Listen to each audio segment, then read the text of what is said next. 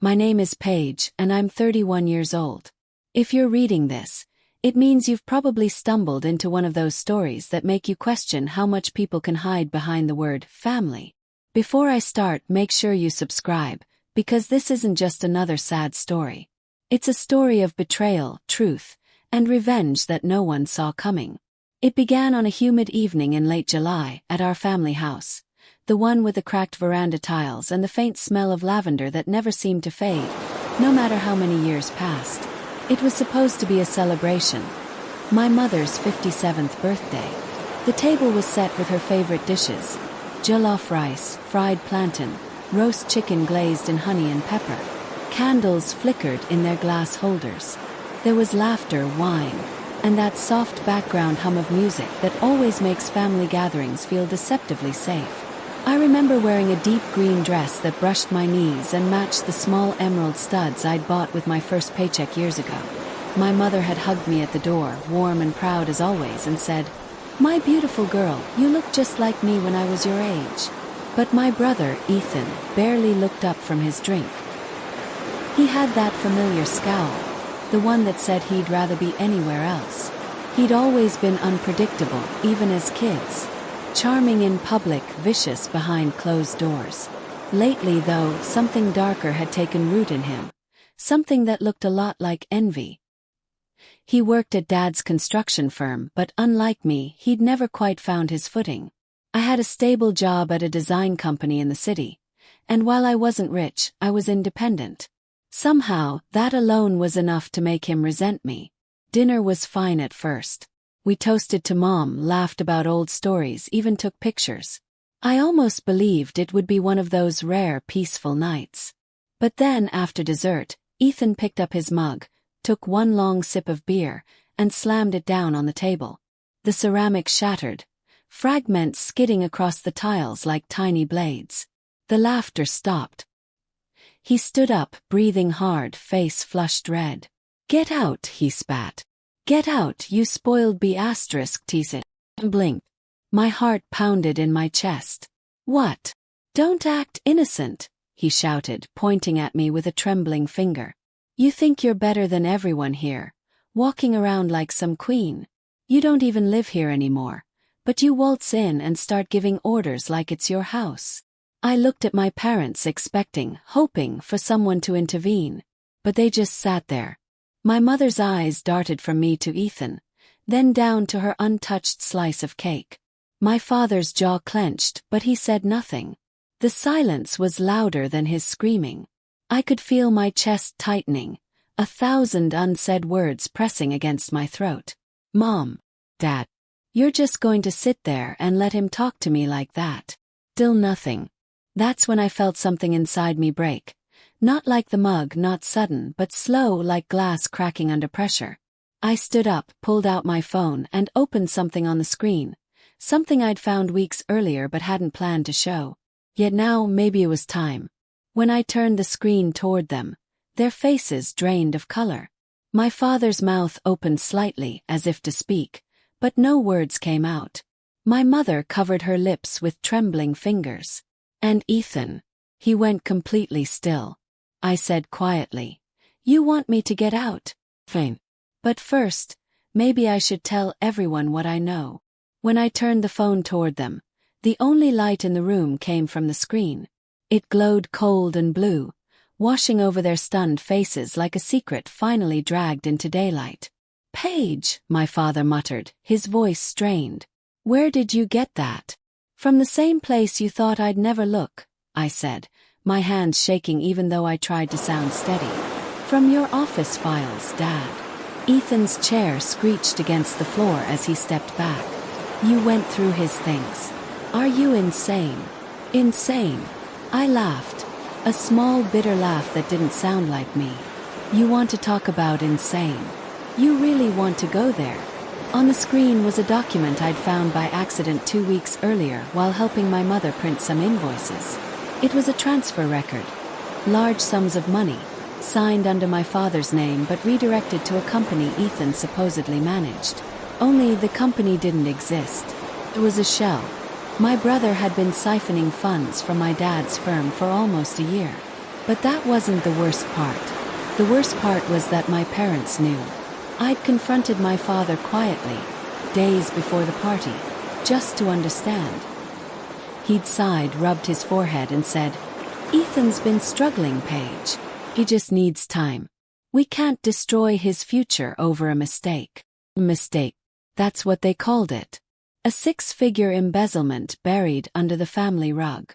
Now, watching them pale under the glow of my phone, I realized they had been hoping I'd never say a word. They wanted to keep pretending that everything was normal. That I was the problem, the spoiled daughter who made things uncomfortable. I put the phone down on the table and looked right at Ethan. "You think you can humiliate me in front of everyone, and I'll just leave quietly? You should have deleted the files better."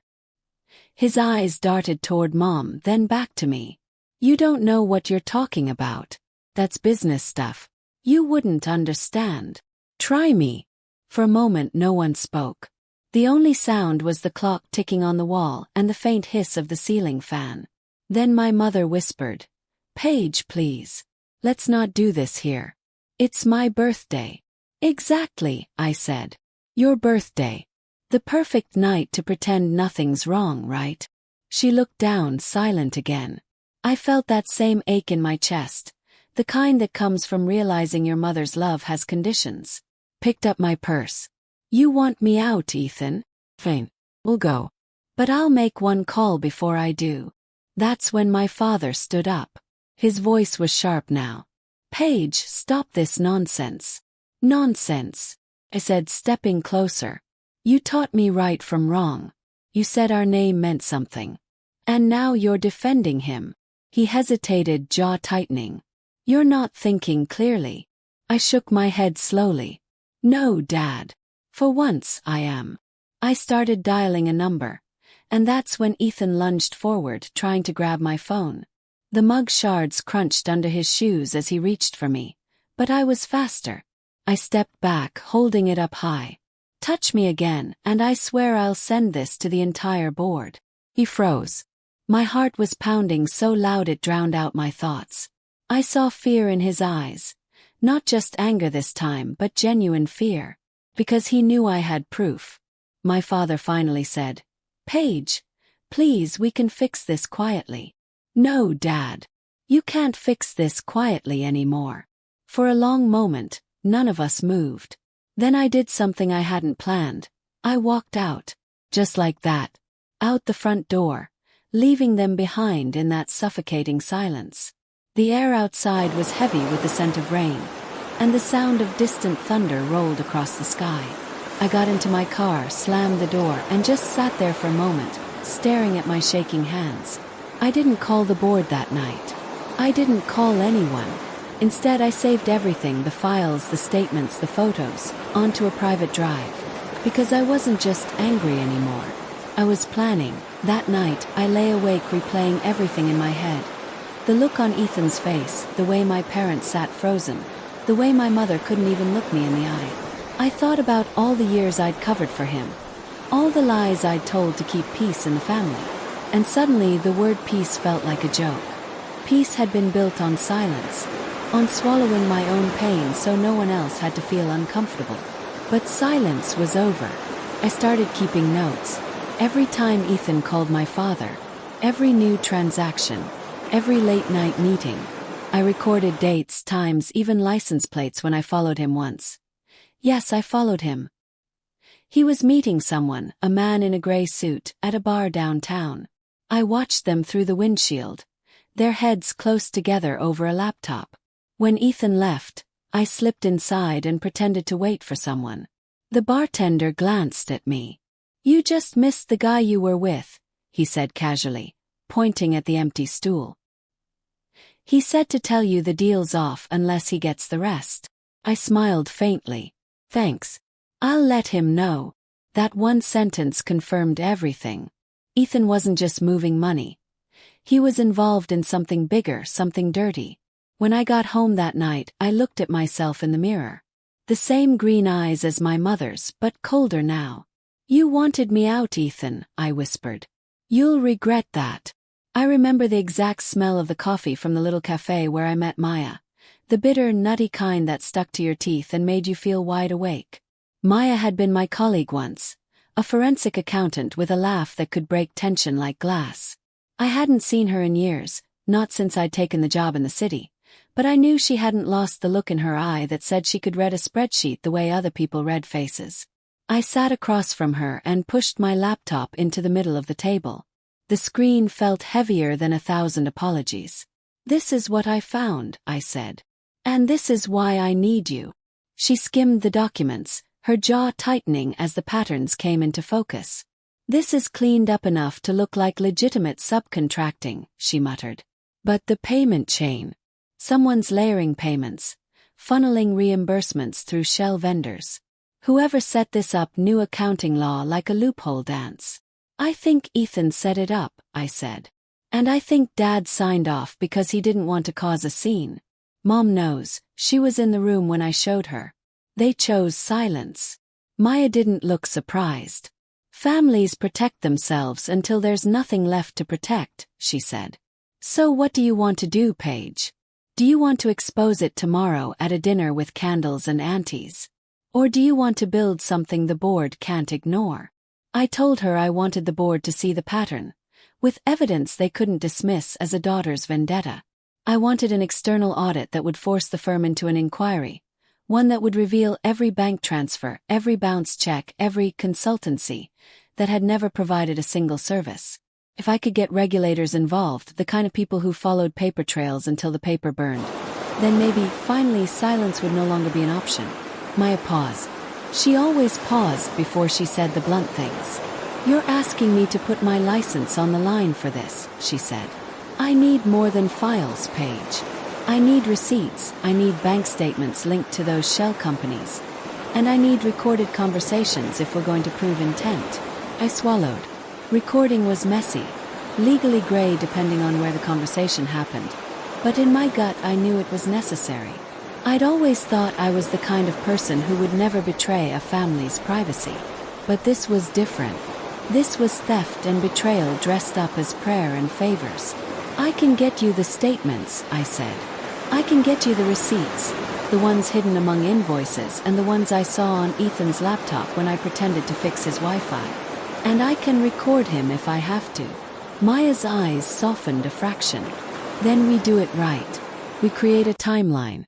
We build a narrative they can't spin away. But you'll have to be patient and you'll have to be precise. If this goes public too soon, you'll be portrayed as a disgruntled daughter." "I don't care how I'm portrayed," I said. "I care that the truth comes out." We set a plan. Maya would audit a sample of transactions and draw up a report. I would keep going to family events, pretending to be naive, the spoiled daughter who didn't understand the gravity of family messes. It was theater. I would also begin to record conversations in safe, legally acceptable ways. Meetings in public places, gatherings where one-party consent applied. I would protect myself. I would not be the only one who knew. The first week was the hardest. I had to be a person I didn't recognize, smiling at Ethan like nothing had changed, saying the right things to my parents, making small talk about weather and work and my new freelance projects. Everyone in our family knew how to wear masks. I had learned to make mine fit. But I was careful. I delivered pies to my mother's kitchen and offered to help with invoices, all while copying files onto a secure drive and forwarding suspicious emails to an address I'd set up under my middle name. One night, Ethan cornered me in the garage. He was different when he was at home alone. Smaller, more animal, like someone who looked for cracks to squeeze through. "You're not supposed to be here," he said, voice low. "I'm helping Mom with the accounts," I lied. I was calm because adrenaline was sharp and ugly, but it could be harnessed. He took a step closer. Up close, I could see the tremor in his hands. "You showed Dad that file," he said. "No accusation, just a fact." "You did the math wrong, Ethan," I said. "Or you did it too clumsy. Either way, I'm trying to fix it." He barked a laugh that broke my heart. "Fix it? You think you can fix embarrassment with spreadsheets? You think showing the board will make them look at you like the saint? They'll see you as a traitor. If being silent is staying loyal, Then I choose treason, I said. He lunged, trying to grab the drive I had tucked into my jacket. I felt his fingers skim the fabric. For a second I thought he'd pull it free, but he didn't. He staggered back as though a different force had stopped him. It was my mother's voice calling from the house, soft but urgent. Something protective passed through him when Mom called his name. Guilt, or maybe the echoes of a boy once loved beyond measure. The next day I found out that Ethan had been scrambling. He'd been calling vendors, insisting on proof of service, from companies that legitimately did work for the firm. I knew he was trying to create alibis, some paper trail that would make the transfers look like payments for legitimate expenses. But the more he covered, the more heat he drew. The men he'd dealt with were not all friendly. Money begets enemies, and enemies beg mistakes. Maya's report began to take shape. She found patterns in the timing of transfers that matched when Dad's checks were cut. She found duplicate invoices, slight variations in company names, and payments issued from accounts linked to a forwarding company registered in a neighboring state. She was meticulous, ruthless with numbers the way a surgeon is with nerves. She also suggested I find an ally at the firm. Someone on the inside who could authorize an internal review without making it look like revenge. I thought of Claire, the firm's head of compliance. Claire had always been sharp, a woman who wore her ethics like armor. If anyone could be trusted to call for an audit, it was her. Asking Claire was the hardest thing I'd done. My hands shook as I walked into her office, and when she looked up I braced for the disgust I was prepared to accept. Instead, she listened. When I showed her the anomalies Maya had outlined, Claire's face hardened in that efficient, scalding way of someone who'd seen corruption before and refused to be complicit. "You're brave," she said simply. "And reckless. But I can't ignore this." She made 3 calls that afternoon, quietly, professionally, setting off a chain reaction that sounded like tiny avalanches in my bones. When the internal audit was authorized, Ethan grew reckless. There's a kind of animal panic that comes when someone knows their lair is being searched. He started making mistakes. Calls at odd hours, messages sent from burner phones, a name that slipped in conversation. I recorded one. Him and a man with a voice like gravel, talking in the kind of shorthand people use to make crime feel like business. Ethan promised delivery dates, numbers, excuses. The man told him to quiet things down. We had what we needed. The financial patterns, the recordings, the witnesses who could corroborate suspicious subcontracting. It wasn't a courtroom yet, but I felt for the first time a brittle, tremulous hope that the truth was more powerful than the weight of years of silence. One night, after a long day of interviews and cross-checks, I drove to the riverbank and let the dark swallow my face. The city lights made the water look like a torn sheet of black silk. I thought about what revenge meant to me. I realized it wasn't about watching Ethan suffer. It wasn't the melodramatic fantasies that had kept me awake at night. Revenge, in the way I wanted it, was about justice, a recalibration of balance so that silence wouldn't be an easy default for people who needed to be accountable.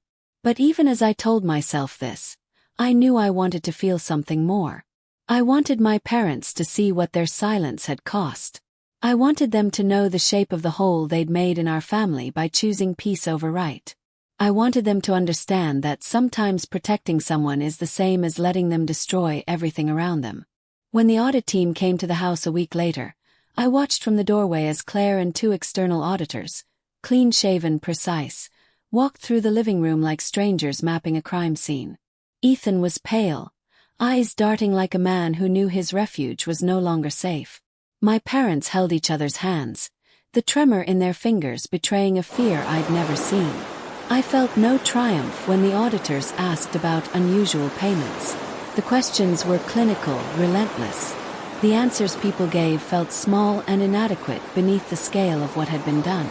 When Claire asked for access to the firm's records, Dad led her to a closet and handed over a metal box. As the auditors began their work, something in my mother broke open. She came to me that evening, sitting on the edge of my bed, and for the first time since that night with a shattered mug, she cried openly. "I thought I was keeping us together," she whispered. "I thought hiding it would protect him from himself. You protected him from consequences, I said. Not from himself. Her eyes searched mine like a map of regret. I didn't know how to be both a mother and a judge, she said. I'm sorry. It was an apology heavy with a kind of sorrow that was useless. But still, it was something. I didn't know then if I could forgive her. Maybe forgiveness comes later if it comes at all. Right now I had a board to notify, a legal team to arm, and a reputation to salvage. The first domino fell when the firm's bank froze several accounts pending further investigation. Ethan's managers were called in for questioning. My father was suspended pending the outcome. Our house, which had felt like a stage for so many performances, felt stripped down to the scaffolding of truth. The air inside was raw, the curtains drawn too tight. I stood in the kitchen one morning as sunlight cut silver across the counter, and I realized I was no longer the frightened daughter who had walked out that night. I was something else, someone who had chosen a path of exposure. The consequences would be messy, people would be hurt, families would fracture. But sheltering thieves had a cost, and I was finally paying attention to it. When the audit report finally dropped, it was a Wednesday morning that smelled of rain and stale coffee. I was sitting at my desk when my phone started vibrating like something alive. Texts, emails, calls. News spreading faster than I could read it. The board had been briefed at dawn. By noon, the firm released a statement. Irregularities have been discovered in company accounts. An internal investigation has identified a pattern of unauthorized transactions involving a senior manager. They didn't use names, but everyone knew. In the office cafeteria, whispers followed me like shadows. Ethan didn't call. Neither did my father. But I heard from Maya that the auditors had turned over evidence to the Financial Crime Unit. That meant subpoenas. That meant police. By sunset I was driving back to the family house, the same cracked veranda tiles staring up at me like the eyes of witnesses. The living room light was on, and through the window I could see shapes. Ethan pacing, my father stiff on the sofa, my mother sitting very still. When I opened the door, the smell hit me first. Whiskey and something burnt. Ethan turned toward me. His shirt was half-buttoned, his hair wild. He looked older than 34. As if the last few days had aged him in dog years. You did this, he said, voice raw. Closed the door behind me. I didn't forge invoices. I didn't sign fake contracts. You did this. He laughed short, sharp. You think this makes you some kind of hero. You ruined our name. You dragged everyone through mud just to prove you're the smart one. I wanted the truth, I said quietly. The truth, he snapped. The truth is you've always hated me. I wanted to tell him that hate wasn't the word. The word was hurt. But before I could, my father stood. His eyes were bloodshot. Enough, he said, but there was no authority left in his voice. Both of you. Sit. I didn't move. Neither did Ethan. Then Dad said, they're coming for questioning tomorrow. They think I was involved. That stopped me cold. You signed the papers, I said slowly. I trusted him, Dad said. His voice cracked. I thought I was helping my son. You were, I said. You were helping him destroy you. For a moment nobody breathed. Then Ethan threw the glass in his hand against the wall, where it shattered like a gunshot. My mother flinched. I stepped forward before I even thought about it. Don't throw things, I said. He smiled, but it wasn't human. What are you going to do, Paige? Call the cops. Again. I held his gaze. No. I'm going to listen while you explain why there are offshore accounts under Dad's name. Because they'll ask tomorrow, and if he doesn't know the answer, they'll assume he was part of it. He stared at me. The confidence drained out of him, replaced by something that looked almost like fear. You think they'll believe me? He said finally, quieter. If you tell the truth, maybe, I said. Silence stretched between us, heavy as smoke.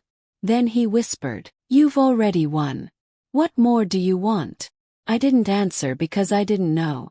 I thought revenge would feel like victory, but it just felt like standing on the edge of a crater. My mother rose slowly, her face blotched with tears. Enough, she said again. We're going to lose everything. Maybe that's the price, I said. Dad sank back onto the sofa, covering his face. Ethan walked out without another word. The screen door banged behind him, the echo lingering like thunder that refused to fade. That night I couldn't sleep. Rain tapped against the window, steady and relentless. Around 3 a.m, headlights cut across my bedroom wall. I went to the window and saw Ethan's car backing down the driveway, trunk stuffed with boxes. I didn't stop him. At dawn the police arrived. They took statements, polite but distant. I sat on the porch with a blanket around my shoulders and watched the gray light fill the yard. When they drove away, my father's eyes found mine through the rain. He looked smaller, almost fragile. "You could have come to me," he said. "I did," I whispered. "You told me to stay quiet." He nodded once, as if he'd known this conversation would come and feared it all along. Weeks passed. Ethan's arrest made the local papers. My father resigned from the firm. My mother stopped leaving the house. The silence that used to feel like protection now felt like punishment. I visited Maya often. She was the only one who didn't treat me like a villain or a savior. "You did what had to be done," she said once over coffee. "Then why does it feel so empty?" "Yes. Because revenge and justice aren't the same thing," she said. "Justice fixes systems. Revenge just burns them down." I thought about that for days. When Ethan's preliminary hearing came, I sat in the back row of the courtroom. He looked thinner, his suit hanging loose on him. When our eyes met, he didn't glare. He didn't even blink. He just looked tired. His lawyer argued for leniency. My father testified, voice trembling. When it was my turn, I told the truth. Every line of it. I didn't embellish, didn't soften. I owed the truth more than I owed comfort. Afterward, outside the courthouse, Ethan approached me while the officers waited nearby. "You got what you wanted," he said. "No," I said. "I got what I needed." He looked down at his cuffed wrists, then up again. "Do you ever miss who we were?" For a moment I saw us as children, sharing cereal on Saturday mornings, building forts out of couch cushions, believing our parents could fix anything. The memory hurt. "Every day," I said. He nodded once, as if that was the only answer worth hearing, and let them lead him away. Months later, I moved into a new apartment by the coast. The air smelled like salt and possibility. Some evenings I'd walk along the shore, the wind whipping through my hair, and think about how quiet real freedom feels. Not triumphant, just calm. My mother calls sometimes. My father doesn't. They're trying to rebuild what's left of their lives. Maybe one day there'll be a dinner again, not a celebration but an acknowledgement of survival. Maybe forgiveness will be on the menu, maybe not. Maya's firm offered me a position in their compliance team. Said yes. It felt right to use what I'd learned, to make sure silence never protects the wrong people again. Every now and then, when I tell my story at seminars or online, someone always asks if I regret exposing my brother. I tell them the truth. Regret and relief can live in the same heart. But silence and peace can't. And if you're hearing this now, if you've followed me through this story, remember to subscribe and stay for the next one. Because sometimes the only way to heal from betrayal is to turn the pain into a story someone else might learn from before it's too late.